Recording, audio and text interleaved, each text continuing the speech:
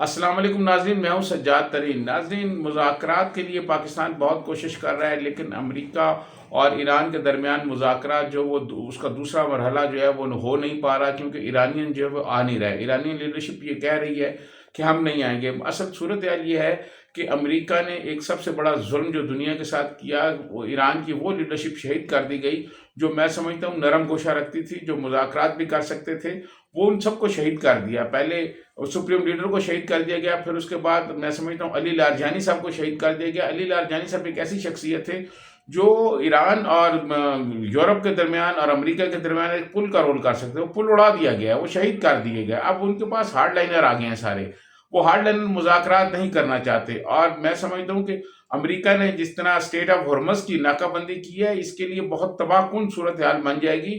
اگر یہ توسیع نہ ہوئی، سیز فائر میں توسیع نہ ہوئی، تو بہت تباہ کن خطے میں جنگ ہوگی، اور خطے کے اور کئی ممالک جو ہیں وہ لپیٹ میں آ جائیں گے۔ اور یقیناً جو سعودی عرب میں اڈے ہیں امریکہ کے، اور اس دفعہ ایران جو ہے ان کو بھی تباہ و برباد کر دے گا، جس طرح اس نے دبئی اور بحرین میں ان کے اڈوں کو تباہ و برباد کیا ہے، انہوں نے قطر میں تباہ و برباد کیا ہے، انہوں نے کویت میں جو امریکن اڈے تھے ان کو تباہ و برباد کر دیا ہے۔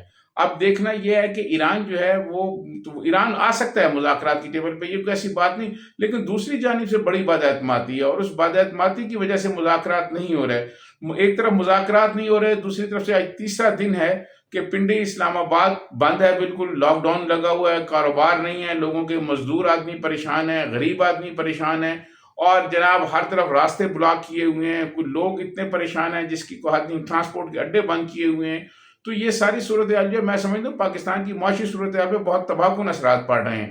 اب اس کا ذمہ دار کون ہے؟ غریب آدمی کی حالت بہتر کون بنائے گا؟ اور اگر یہ میں سمجھتا ہوں جنگ دوبارہ شروع ہو گئی تو پیٹرول کی قیمتوں میں اور اضافہ ہو جائے گا، اور پاکستان جیسے غریب ملک جو ہیں ان کی معاشی صورتحال اور زیادہ خراب ہو جائے گی۔ یہ جو اب صورتحال ہے، اس میں تمام ملک کوشش کر رہے ہیں کہ کسی طرح مذاکرات ہو جائیں۔ ایران والے مذاکرات کی ٹیبل پر آ سکتے ہیں، لیکن ان کو اعتماد نہیں ہے۔ بنیادی وجہ جو ہے وہ بد اعتمادی ہے، بد اعتمادی کی وجہ سے جو ہے وہ بات چیت نہیں ہو پا رہی۔ یہی وہ وجہ ہے جو وہ میں سمجھتا ہوں عالمی دنیا کو ایک نئے مسائل کی طرف لے کے جا رہی ہے۔ چائنا جو ہے انہوں نے بھی کوشش کی ہے کہ ایسی صورتحال نہ بنے، روس نے بھی کوشش کی ہے کہ ایسی صورتحال نہ بنے، لیکن ڈونلڈ ٹرمپ جو ہیں وہ صبح کچھ کہتے ہیں، شام کو کچھ کہتے ہیں۔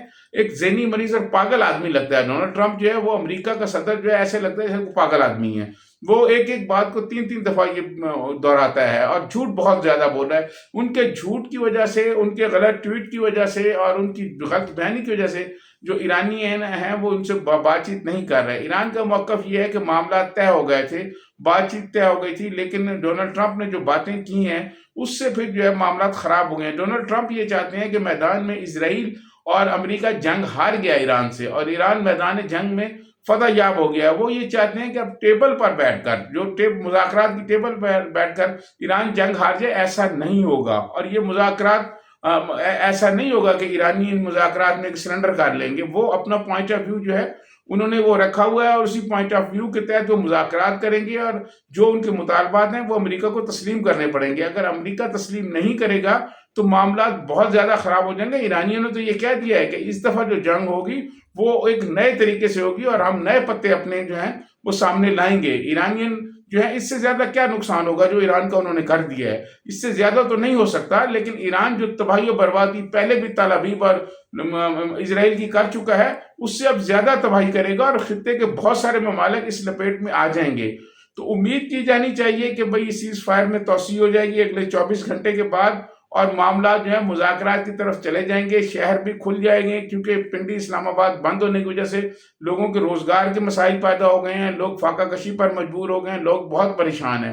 میں سمجھتا ہوں حکومت کو ان لوگوں کو بھی کوئی ریلیف دینا چاہیے۔ عام آدمی، غریب آدمی بہت پریشان ہے، کاروباری حضرات پریشان ہیں کہ کاروباری مراکز ایک تو 8 بجے بند ہو جاتے ہیں، اس کے بعد جو ہے مطلب ویسے سارا دن جو ہے لاک ڈاؤن لگا رہتا ہے، کسی کوئی سڑکوں پہ نہیں نکل رہا، ریڈ زون بند ہے، تو یہ سارے بہت زیادہ پاکستان کے لیے مسائل پیدا ہو رہے ہیں. میں سمجھتا ہوں پاکستان کو بھی ایک آدھا دن دیکھنا چاہیے.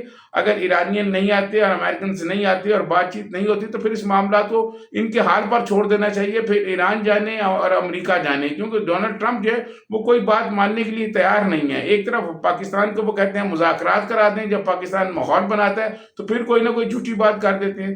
تو آنے والے جو میں سمجھتا ہوں 24 سے 48 گھنٹے بہت اہم ہیں, اور اس میں بہت اہم فیصلے بھی ہونے ہیں. اس میں دنیا امن کی طرف بھی جا سکتی ہے اور تباہی کی طرف بھی جا سکتی ہے. اسی کے ساتھ سجاد ترین کو اجازت دیجیے. اللہ حافظ.